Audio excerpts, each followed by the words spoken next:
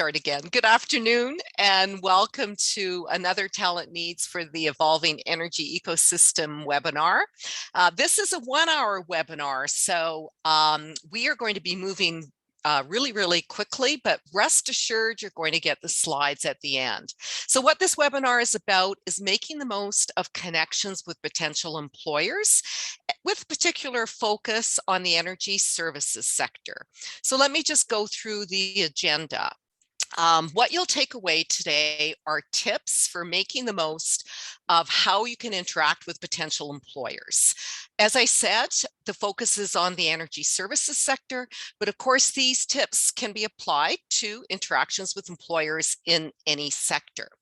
I'll be working with my colleagues, Andrea Newell, who is here for tech support, and Liliana Gonzalez. So I'll be going through the employment opportunities in Alberta's energy service sector, and Liliana will take us through the how-tos, the tips for interacting with potential employers.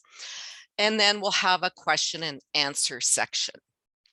Now, on the first agenda item, I just want to say that I'm going to be giving you the highlights of a webinar that we held on June the 7th, which is about energy services employment opportunities. So it's a deeper dive. I'm going to be giving you the highlights, but in case you would like to have more in-depth information on that first agenda item, please feel free to access the YouTube recording of the event. Okay, thanks. We'll go to webinar protocols. You guys all have attended virtual webinars in the past. Rest assured, we're going to send you a recording of the webinar as well as copies of the slides. The Q&A will be entirely handled via your questions into chat. You can actually share your questions and reactions using the chat function. And if you wish to remain anonymous for any reason, you can send a direct chat to not Pat, as the example shows, but to myself, Liliana, or Andrea. So now what I'd like to do is give you the highlights of the energy services sector and the employment opportunities, and hopefully give you a little bit of insight as to why we're focusing on the energy services sector in this particular webinar and this point in time. So what this slide shows you, as well as the next slide, are the groupings of occupations in the energy services sector. So some of the jobs would actually be in energy services companies, well site services companies, as you may know them, but others may also be within exploration and production companies, oil sands companies, as well as pipeline companies. Any of you who know about energy services will understand that there are a broad range of services and employment opportunities because there is a broader array of equipment and technology that's used. And the jobs or roles listed on the left are actually in order of the number of job postings that's currently appearing. And this is a very active space right now for job postings. So across the top, you'll see the core requirements for energy services jobs, the work locations and the work arrangements. And what you see from that is a driver's license is very much a core skill for energy services because on the whole, it's field work.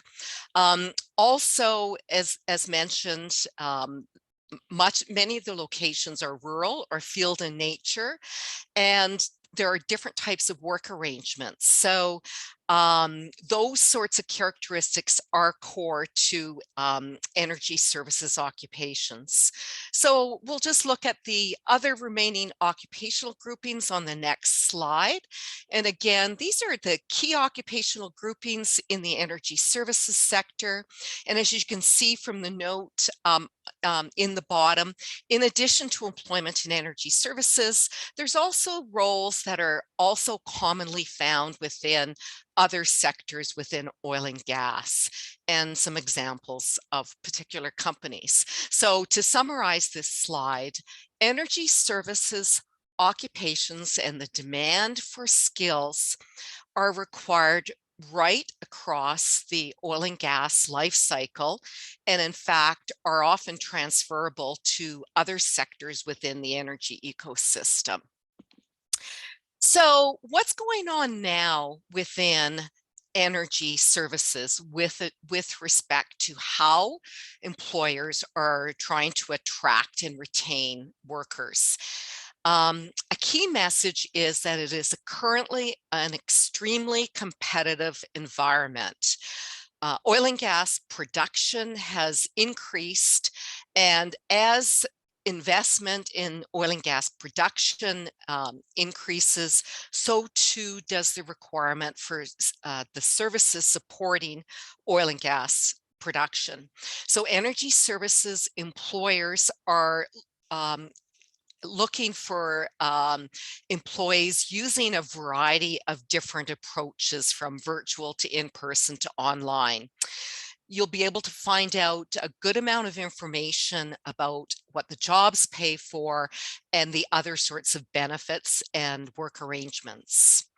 As mentioned earlier, you can choose to work in energy services in a variety of different types of contract structures, which is unusual. You're going to find more flexibility than you will in other sectors.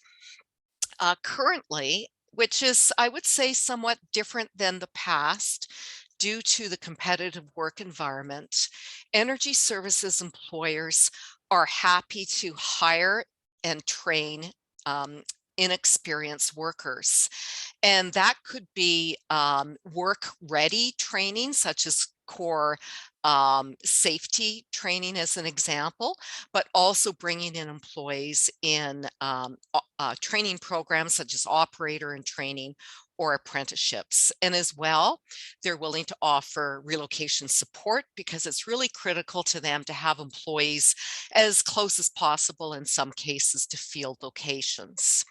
And if you know of any of these employment and training service organizations, they are also opportunities for you to access work in energy services, as they are involved in partnerships together.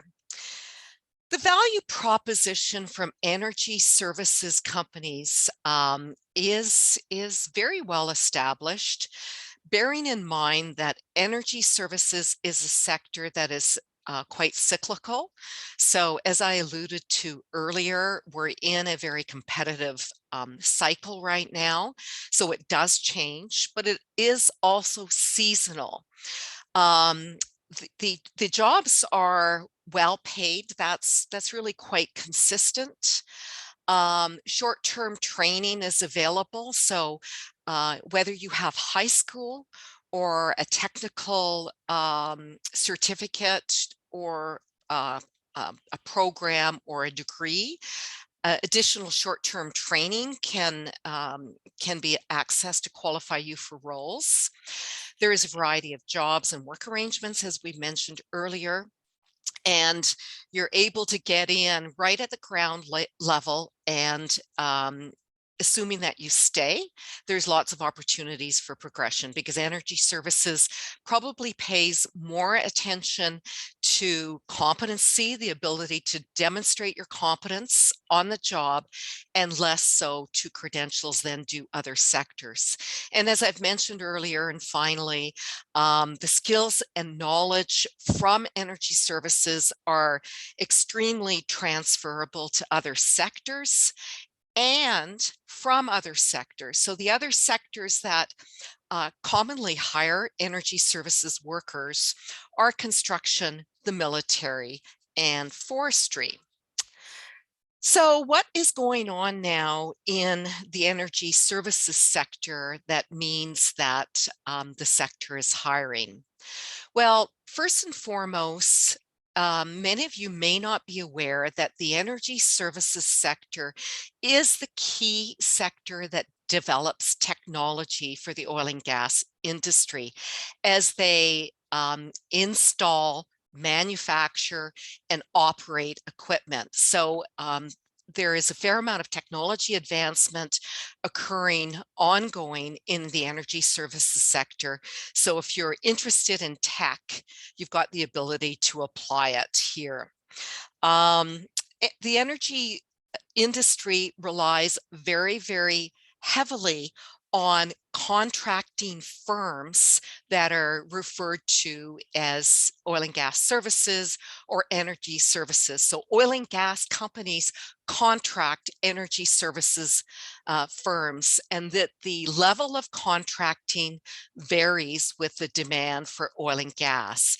So as it continues to grow, we expect to see a busy work environment for energy services. And I think most of you will know why it's especially busy now, given the broader geopolitical environment impacting demand and supply for oil and gas. And as well, expansion into other types of energy production means that natural gas is a very important feedstock for some of these other sources for energy. With the expansions of technology and into other sectors within the energy ecosystem, energy services companies are more increasingly getting involved in using and applying data. So data acquisition from sensing equipment, for example,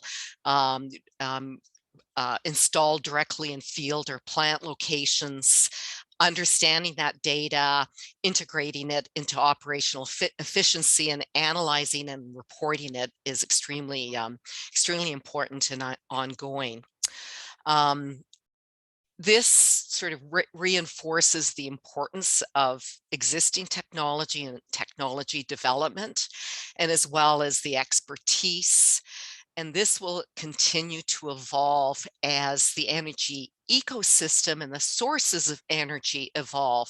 So we can see core energy services, so the actual services that are being provided and the workers that are involved in delivering the services and operating the technology necessary to do so are the same services that are provided for oil and gas, but also clean tech, renewables, the emerging hydrogen industry, and the other industries and service areas that are noted in that particular point.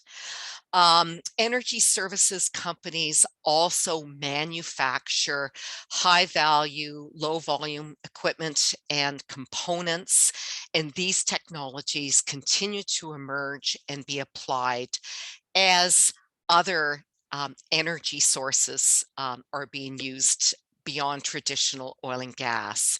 So in sum, the energy services sector is the largest employer within Canada's energy industry.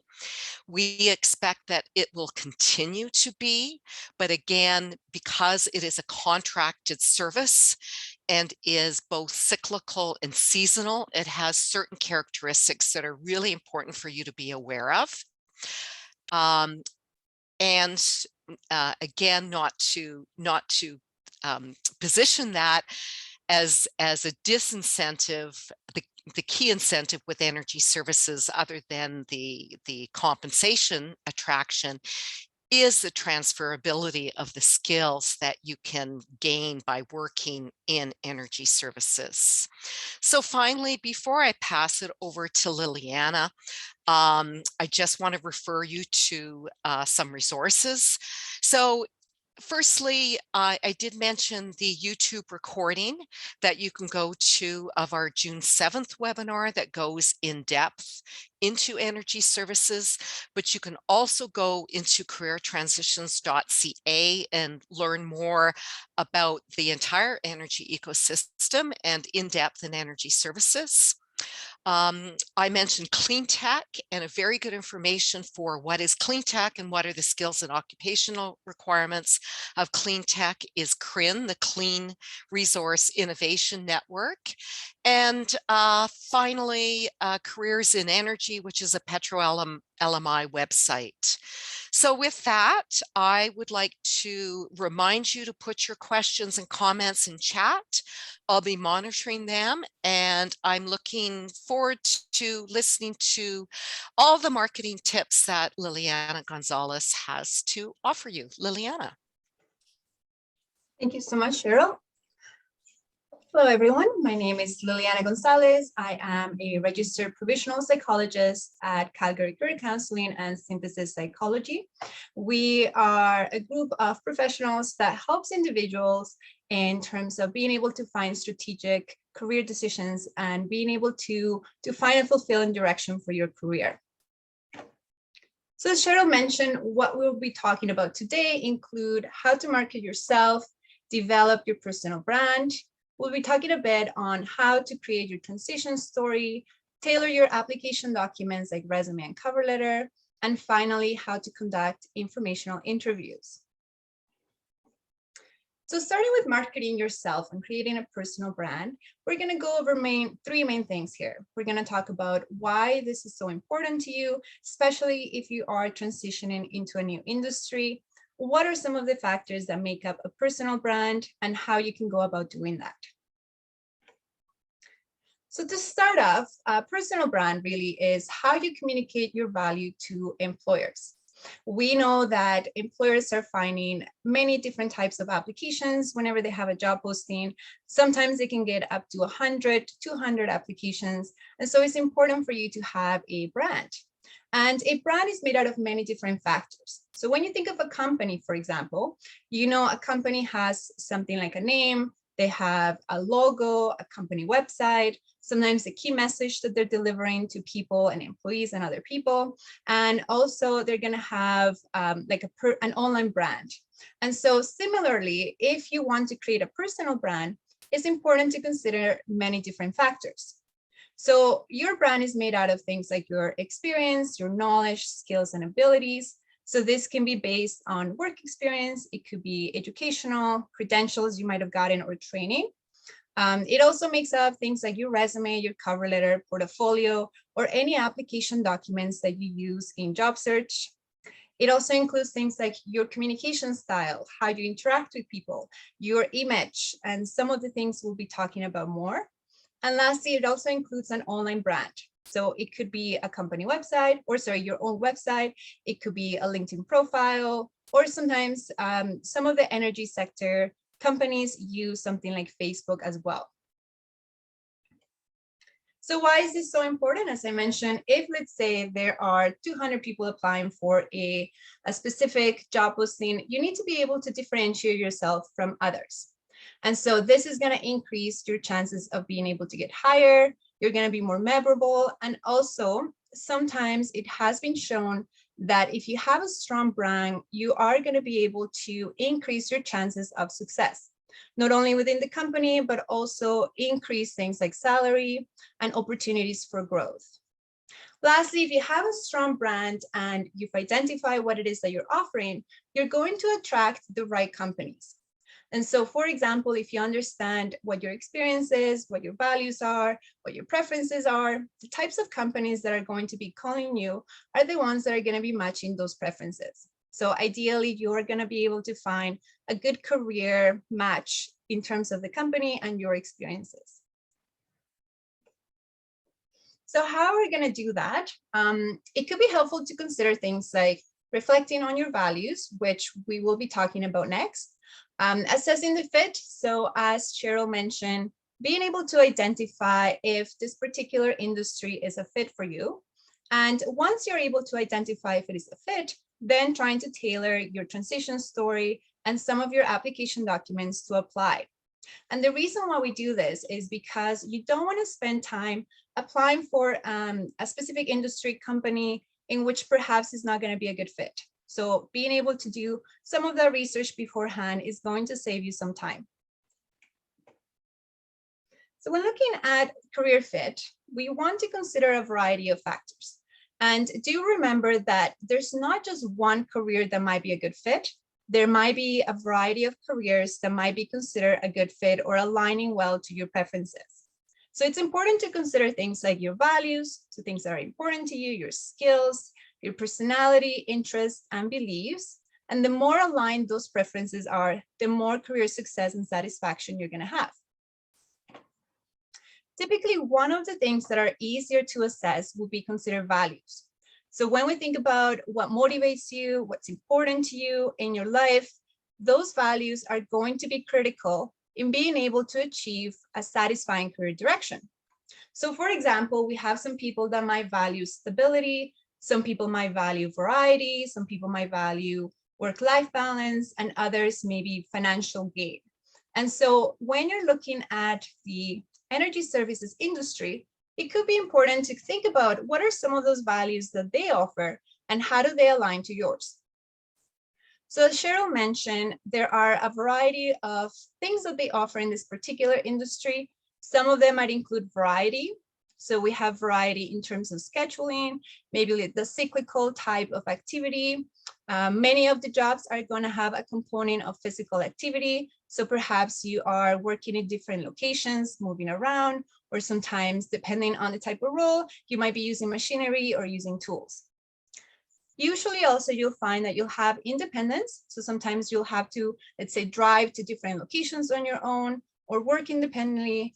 And depending on the job, you might also have to collaborate. And as Cheryl mentioned, and Pat also in the last webinar, some of the things that they are offering typically include a high salary. So if, let's say, that's something that you value, it might be a very good fit in terms of industry. And in terms of growth and advancement, we know that this is one of the industries that is willing to provide training, even if you have not had a lot of experiences in this particular field. So that's why if, let's say, you wanted to transition into a new industry, this could be one that could be highly regarded in terms of getting trained and developing certain skills. And then lastly, safety for many of the different types of jobs in this particular industry is considered something that's quite important as well. So how do you know if, let's say, what are some of the values of the company or the particular industry? So there are many different ways of gathering information. A few of those would be attending events like career fairs, networking events, webinars like this one. So this is a really good starting point for you to start learning more about this particular industry. There are different websites that go over labor market information, and this is quite useful because it helps us predict if, let's say, specific industries are going to be in high demand or what's coming in terms of labor market information. Also, by looking at company websites, you're going to be able to get a sense of the values, the culture of the company, and see if that is going to be a good fit with you. Through analyzing job postings and identifying some of the skills that they're looking for, and lastly, looking at their websites. All right, so here are some examples of companies that are specific to this particular industry. So this Pat mentioned if you got a chance to take a look at the last webinar. But here are some of the examples. We have multinational companies, Canadian companies, and SMEs. And so here you also have a number of links where you can find more information about the different types of companies in this particular industry. Something to note is that when you're looking for work or to transition into a new industry, it's important to be proactive. So not just waiting for a job posting to come up, but starting to assess what kind of companies you want to go into and what are the companies that match some of your preferences. So by going to their company websites, you'll be able to assess if it is a good fit for you. So here we have an example of a company that states some of their mission, their vision, their values. And most companies, if you go to their About Us page or careers page, they're going to have a summary of what it is that they offer. So in this case, you could see some of the keywords that we've been able to identify based on this would include things like innovation, teamwork, continuous learning, safety. So when you're assessing if, let's say, a company is going to be a good fit for you, because there's so many different types of companies, it might be important for you to also assess if, let's say, it matches some of those experiences that you have or some of those values. And remember that when you are looking for a job, it's a two-way street. So you are looking to see if the company is going to be a good match for you, and then the company is looking to assess if you are going to be a good match for them. So it should be both ways. You're trying to find a good fit. Next, we can take a look at labor market information. So as Cheryl mentioned, this wonderful website called Careers in Energy. They will post up-to-date information on labor market trends and anything that's happening in different types of industries. So as you can see here, they have noted that specifically in the energy services sector, there tends to be a lot of demand for people to work in this particular industry. So that means that there are going to be a lot more employers that are going to be hiring and potentially more opportunities for you if you're interested to transition into this industry. Other places to look up labor market information include things like the news. So for example, here we have some CBC information where they talk again about not having enough workers and potentially looking for people to apply for this particular field.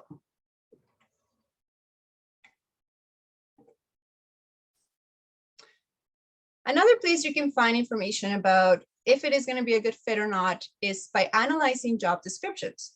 So oftentimes in the job description, they are going to list things like your duties. They're going to be looking at what are some of the requirements in terms of skills, knowledge, abilities. So as an example here, looking at this job description, and if you analyze it, you'll be able to pull out some of the keywords from this particular job description. So a few things that come up here would include, for example, knowledge of safety, integrity, complex problem solving. And so you'll be able to get an idea if this is going to be a good match in terms of some of your experiences. So once you've gathered a lot of information from the industry from a variety of ways, then something that is very highly recommended is for you to conduct a SWOT analysis. So if you're not familiar with this, SWOT stands for strengths, weaknesses, opportunities, and threats. And by asking a number of questions in each of these sections, you'll be able to kind of look at seeing how it is fitting to some of the experiences that you have, and if there are any threats or weaknesses that might be barriers for you to be able to transition into this particular field. So some questions you could ask yourself include, what are some of the unique experiences that you have? Are there any particular skills that you think will be transferable to this particular industry? And what are some of the things that you might like about working in this industry? Some questions you might ask yourself about weaknesses would include, are there any of the requirements in the posting that perhaps you don't have or that you might have to improve in order to be able to get into this industry? Are there any weaknesses or things you might not like about working in this particular industry? In terms of opportunities, you can ask perhaps, what are some of the opportunities that are available right now? And any factors that you can take advantage of.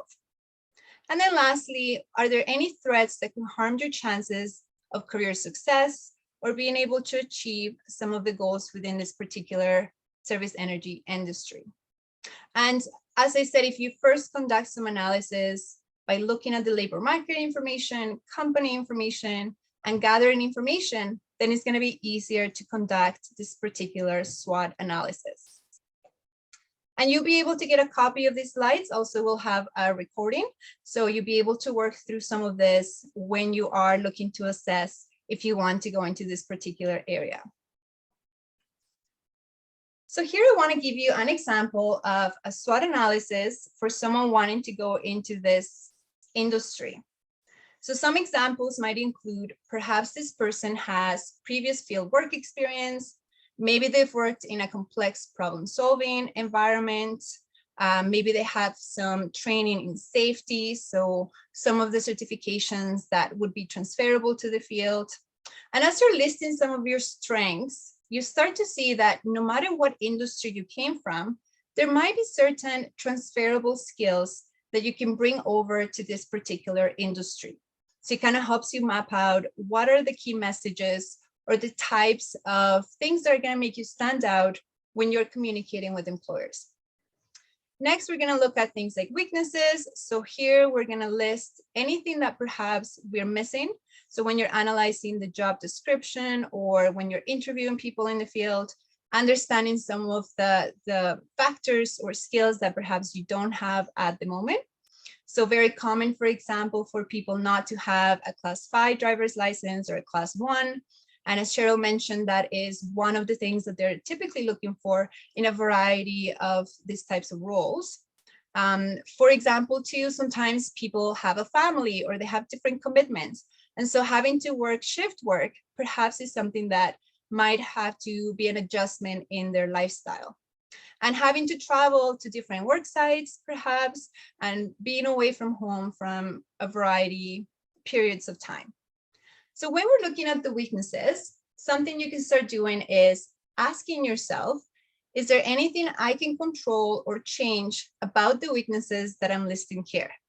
So that's where you can start becoming more competitive. If, let's say, you're able to enroll in a class 5 driver's license, or you're able to get that class 5, you're going to be more competitive because you'll have more of the requirements.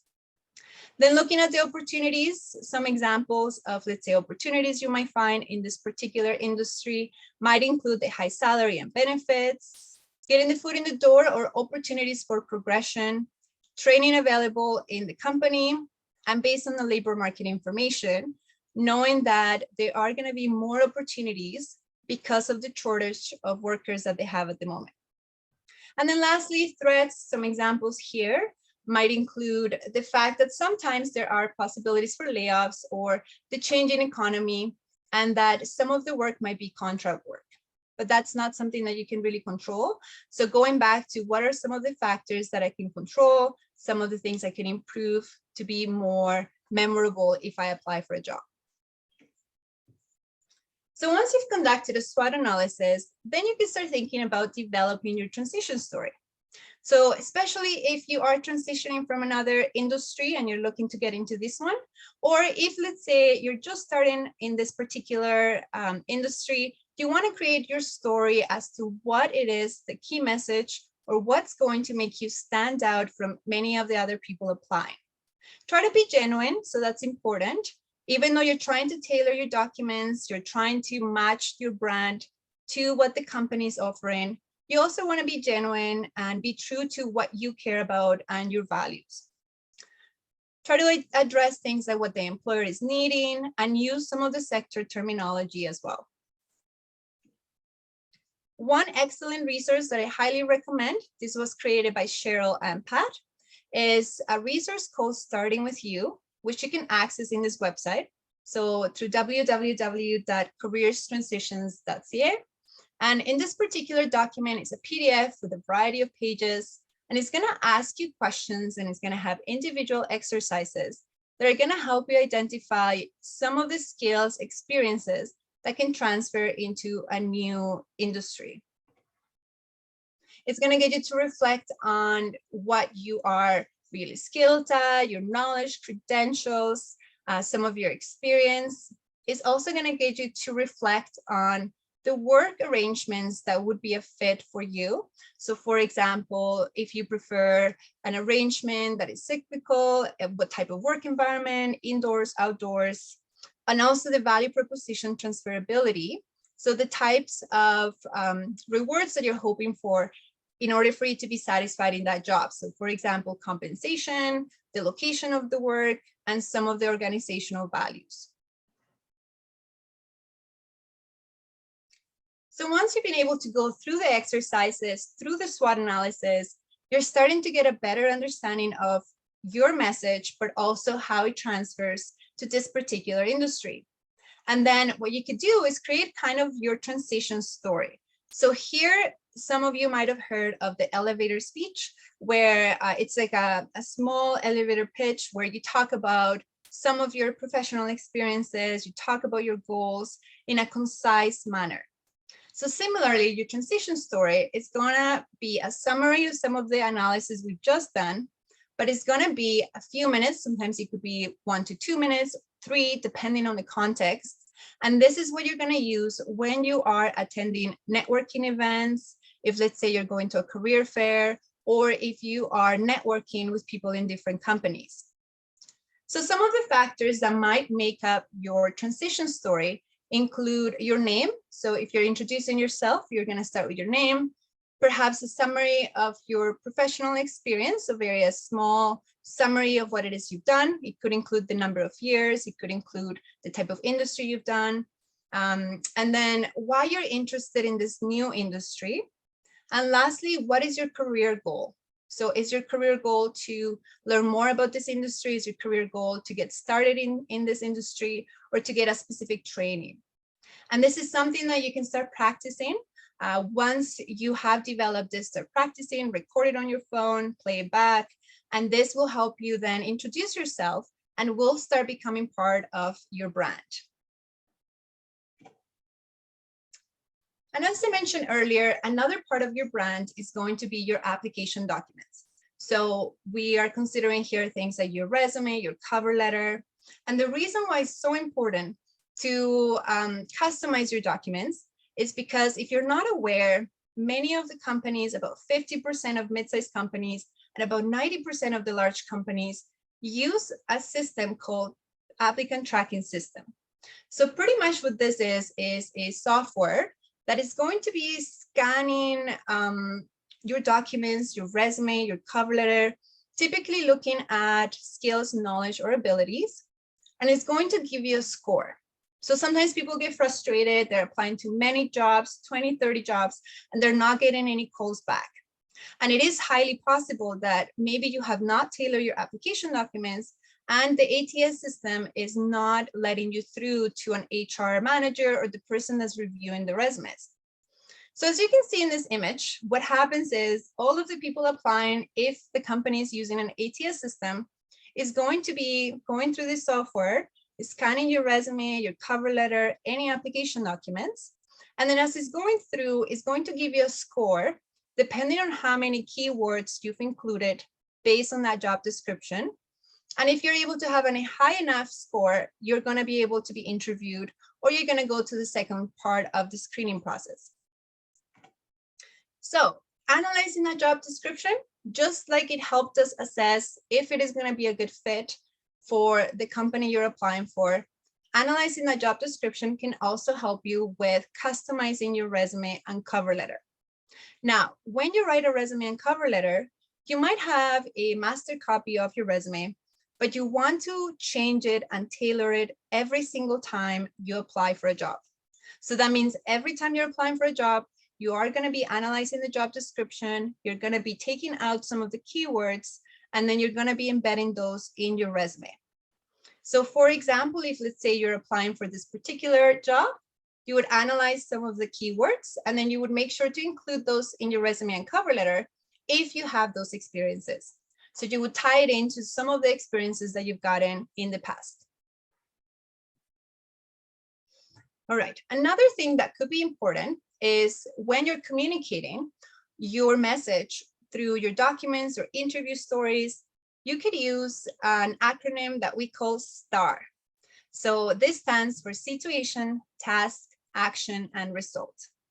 And I'll give you some examples next, but this can be helpful in trying to make sure that you're providing enough information to show that you have specific experiences, skills, and to talk about your stories in an interview. So when you're writing accomplishment statements in your resume, you could use this formula. And another tip I'm going to give you is try to start with an action verb. So what I mean by an action verb is a verb that will be equivalent to a skill.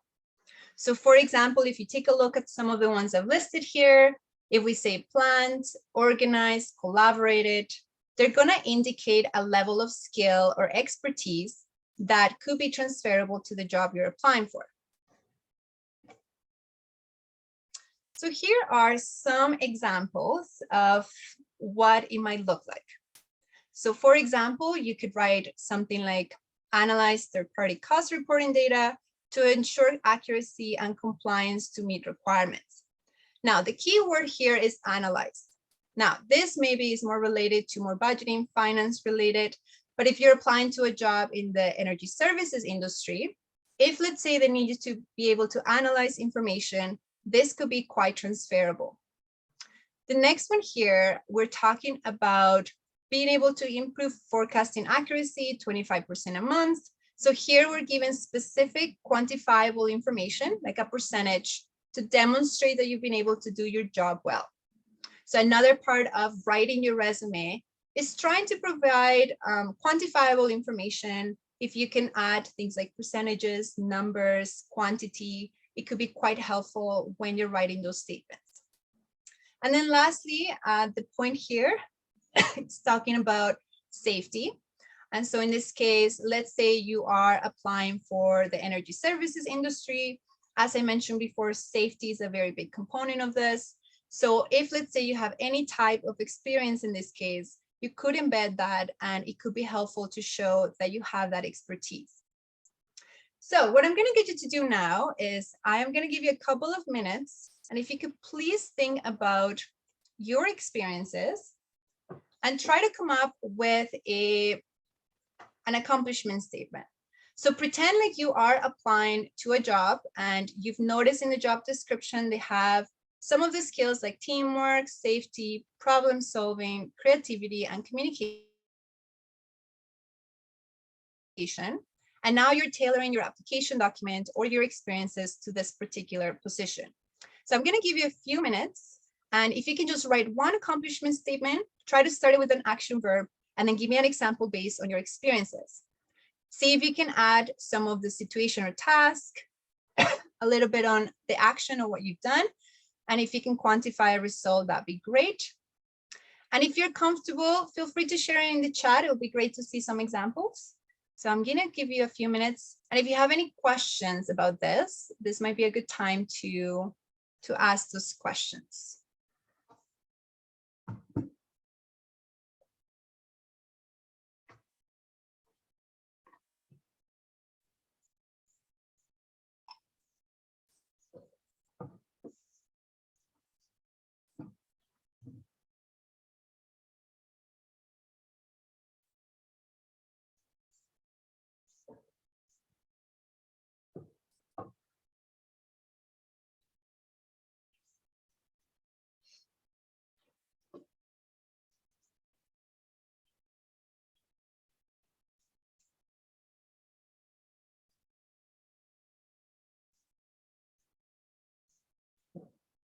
So do we have anyone that would be willing to share the accomplishment statement? And again, there's no right or wrong in how you write them.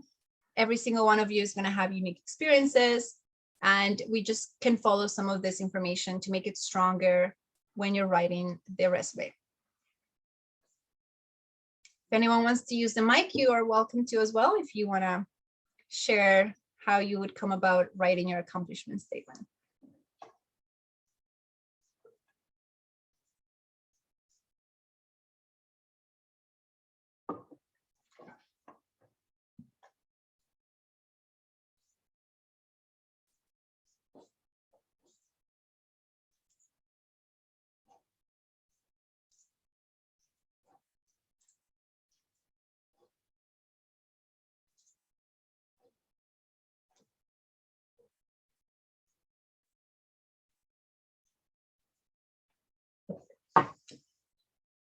Anyone like to share?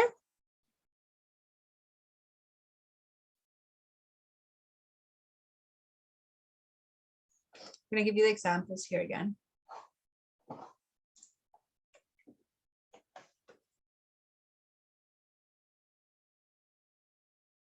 Okay, that's all right.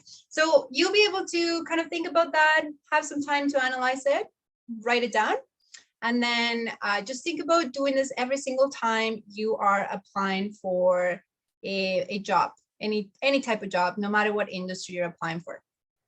The next thing I wanted to show you is a website. It's called JobScan. And what it's going to do is, once you've been able to tailor your documents, your resume, cover letter, you can place it on this website, and it's going to give you a score based on the job description that you're applying for. So ideally, you want to have at least 80% score. If you have anything less than that, that means applicant tracking systems might be screening you out. So you could try using this website just to see how you're ranking for particular jobs you're applying for. All right, and then another part of being able to assess fit and to gather more information is what we call informational interviewing. So informational interviewing, putting it simply, is just having a conversation with someone that works in the energy services industry. And the idea behind it is that you are gathering information about the industry, assessing how you can enter this particular field, perhaps increasing your network, because the higher your network, the higher the chances that you'll be able to get hired, and also including and discovering exciting job opportunities in a variety of fields. So as we know, and as Cheryl mentioned, it is quite a lot of variety in terms of roles. And so you'll be able to learn more about the different types of roles within it. One tip I'm going to give you is try to diversify it. And so you might want to talk to managers, you might want to talk to people actually doing it, and people in different types of companies and job roles as well. To find people that work in this industry, you can find people by attending career fairs, webinars, maybe networking events, or sometimes reaching out through LinkedIn. So LinkedIn, this networking platform where many individuals might have a profile, you might be able to connect with them through that way. Now, if you've met them, or let's say you got their contact information from a particular event, it could be helpful to let them know how it is that you're able to find them. And I've given you here an example of how you'll be able to write a message. Typically, you're going to reach out via email or through a LinkedIn message as well. And when you message them, it could be helpful to start preparing questions that you want to ask them beforehand, and making sure that you send them a thank you email or thank them for the time after the meeting as well. So here are some of the questions that you might ask someone if you are conducting an informational interview. These are just some examples. There are many more that you can ask, but ideally you want to ask about specific skills or experiences that you can get in. You might ask about their experience in the field and any pros and cons or challenges they might have faced working in that particular company or in that particular job. And you'll be able to access some of this when we send you the copy of the slides. Then once you've been able to have that informational interview, I would suggest for you to reflect on some of that information, maybe think about 3 takeaways from that particular interaction, and any other specific topics that you want to learn more about. Another suggestion for me would be try to see if they know anyone else that you can connect with, because oftentimes you might be able to use some of their network to increase some of your connections. So maybe asking them at the end, is there anyone else that you suggest I contact after this meeting? They might be able to connect you with some of their network.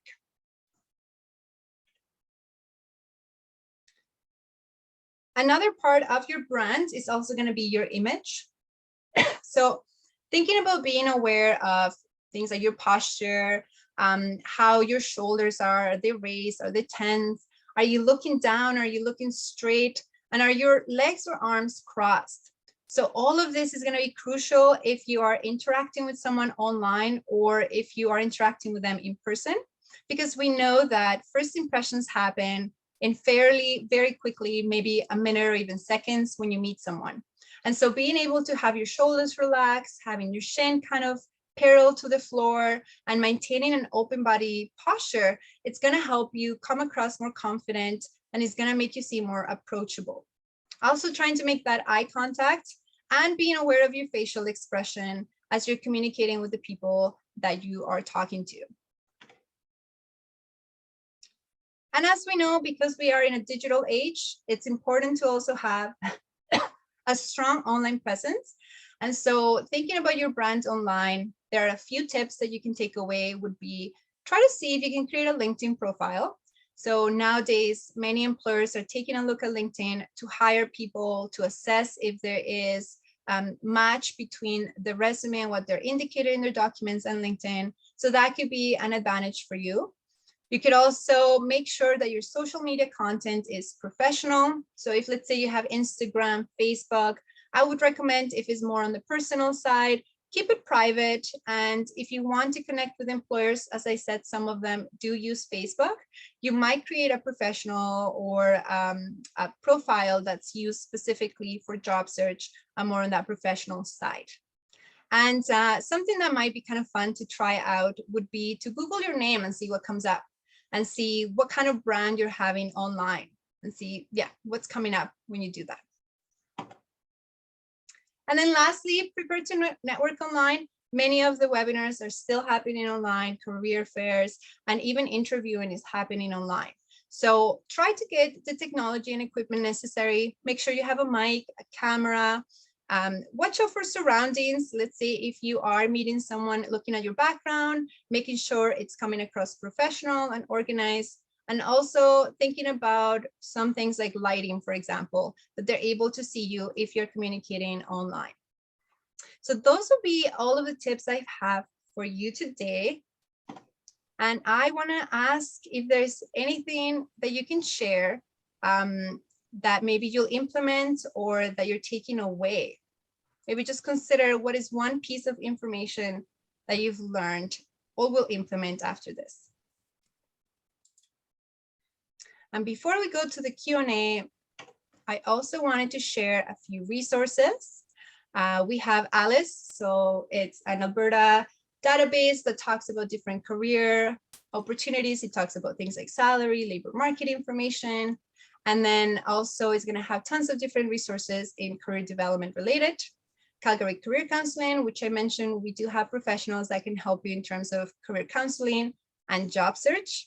And then Onet Online, which is a database, US database, but it's quite helpful in terms of career resources as well. And we also have here our contact information. So if you want to contact us, you can go to our website, or you can email us or call us. And Cheryl, would you like me to go on to the next one before the Q&A? Yeah, let's do that. Okay. So thanks, Liliana. I'll just remind you, if you have any questions, please feel free to put them in chat right now.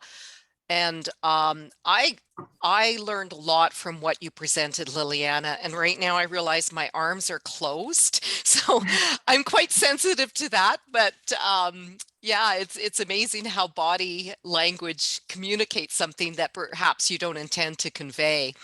I also really liked the STAR technique. I think that's a very, very good acronym to use and to keep in mind.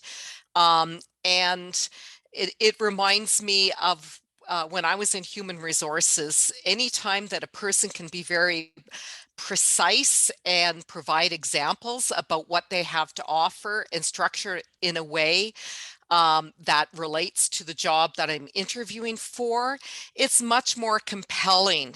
So you're really by using that STAR technique, you're presenting a more compelling and believable representation of what you have to offer.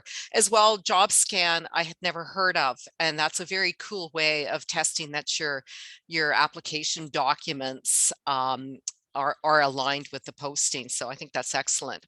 So as mentioned at the beginning of the webinar, we are recording this webinar. All of the registrants will receive a copy of the recording, as well as a copy of the slides, and starting with you, which is the career assessment tool that that we developed within our service. And the career assessment tool focuses on not only assessing what you bring to the table, but helping you to assess transferability to other sectors.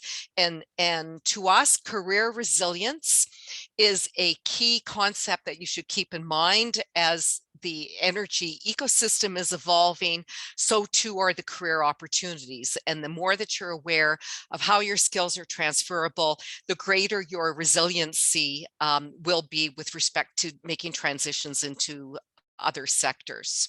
So in order to stay connected with us, the first thing you should do is connect with our LinkedIn page for talent needs for the evolving energy ecosystem. Pat and I also have personal pages, and we welcome you to connect with us. And by virtue of registering for this webinar, you will be registered for our newsletter subscription. And in that newsletter, we include answers to commonly asked questions, as well as information articles, but we also promote our upcoming webinars. And so this is the last webinar for the summer, per se. But we're working on other webinars related to the evolving energy ecosystem. So please stay tuned and open up those links on the in the newsletter. We also have a survey. Pat and I do ongoing research and work with employers, work with labor demand, and one of the takeaways that we want to give employers is that there is a significant supply of talented and skilled workers available. And in order for us to provide data to support that statement, we have an ongoing survey that we would request that you participate in. So when you get the presentation, just click on that link, and it's a very short survey. And lastly, our web tool on career transitions is at careertransitions.ca. So with that, I see a couple of thank yous, some commendations for the practical tips and the condensed way that we presented the information, and no other questions. So with that, I'll give you back 4 minutes into your day. We'd like to thank you for joining us. And if you do have a question and would like to stay and ask it by opening up your mic or putting your question in chat, we'll leave the webinar open until the 1 o'clock 1 hour mark. Thank you again. Join us in the fall for an upcoming webinar that will be announced in our workshop. And have a great day, and wish you the greatest summer and that the weather improves from today and the last couple of days. Thank you, everyone. Have a good day.